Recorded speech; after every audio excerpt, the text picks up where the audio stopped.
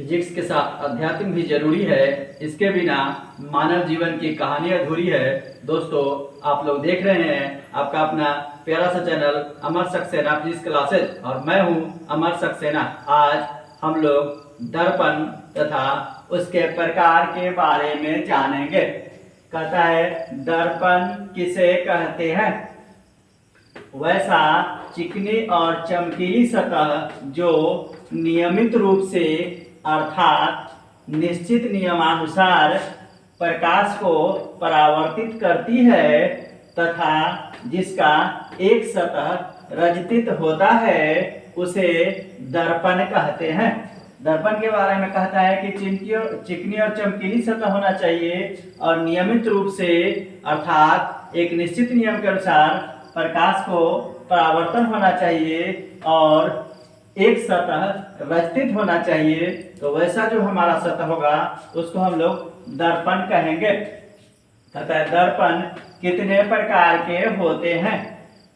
दर्पण 3 प्रकार के होते हैं। नंबर 1 हमारा है समतल दर्पण, नंबर 2 गोलीय दर्पण और नंबर 3 परवलयिक दर्पण। पहला कहता है हमारा समतल दर्पण क्या है?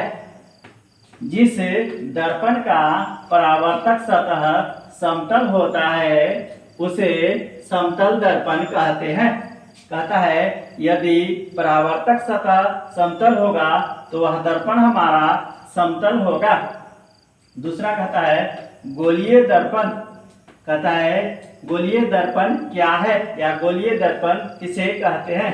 जिस दर्पण का परावर्तक सतह किसी खोखले गोले का एक भाग होता है तथा जिसका एक भाग कह रहा है कि बाहरी या भीतरी कोई एक भाग रजतित होता है उसे गोलीय दर्पण कहते हैं। कहता है गोलीय दर्पण किसी खोखले गोले का एक भाग होता है जिसका बाहरी या भीतरी भाग जो होता है वो रजतित होता है, कोई एक भाग।